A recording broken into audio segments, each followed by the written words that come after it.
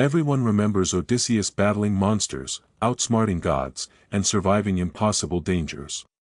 But while the greatest hero of Greece fought to return home, two people were fighting a different battle in Ithaca. One with unwavering patience. The other with growing courage. Without them, there would have been no home left for Odysseus to return to. When Odysseus left for the Trojan War, no one expected he would be gone for 20 years. 10 years of war, followed by 10 years lost at sea. As time slipped away without a word, most of Ithaca declared their king dead.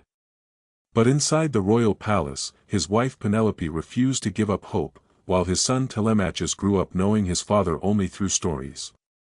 This is their side of the Odyssey, the story of the family that waited. Penelope's greatest challenge wasn't defeating monsters, it was protecting her kingdom. Dozens of powerful noblemen, known as the suitors, moved into the palace, demanding her hand in marriage.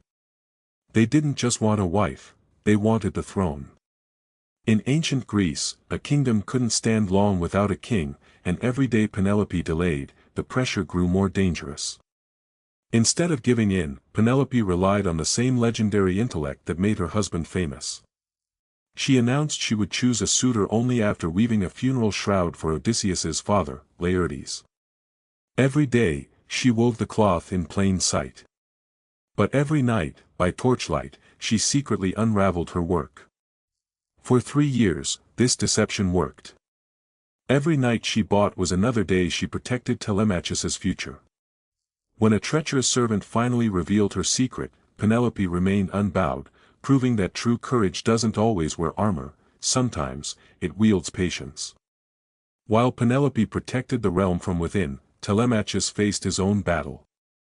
Growing up in the shadow of a legendary father he couldn't remember, he suffered the constant mockery of the suitors. They treated him as weak, openly plotting to steal his inheritance, and his life. Everything changed when the goddess Athena visited him in disguise, urging the young prince to stop waiting for answers and go find them. Gathering his courage, Telemachus sailed to the Greek mainland to meet the kings who had fought beside his father. He didn't find Odysseus, but he found something just as vital, confidence. He left Ithaca a frightened boy, he returned a prince ready to defend his home. As the years wore on, the suitors pushed Ithaca to the brink of ruin. They slaughtered the royal livestock, drank the cellars dry, and openly violated Xenia, the sacred Greek tradition of hospitality. They transformed a symbol of justice into a house of intimidation. Penelope fought back the only way she could, with absolute mental resilience. Where Odysseus outsmarted monsters across the ocean, Penelope outmaneuvered political predators at home. They relied on the exact same weapon, their sharp minds. After 2 decades, Odysseus finally stepped foot on Ithaca. Disguised as a beggar by Athena, he reunited first with Telemachus.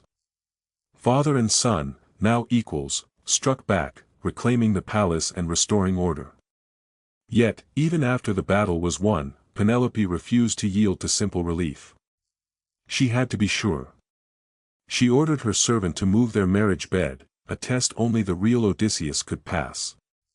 He instantly objected, reminding her that he had built the bed around the trunk of a living olive tree, making it impossible to move. Only then did Penelope let down her guard.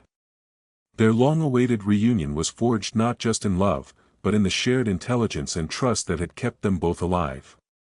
When we tell stories of the Odyssey, we remember the violent storms and sea monsters. But Penelope and Telemachus remind us that heroics aren't reserved for the battlefield. Sometimes, the bravest thing a person can do is hold the line, keep the faith, and protect the home fires until the storm passes.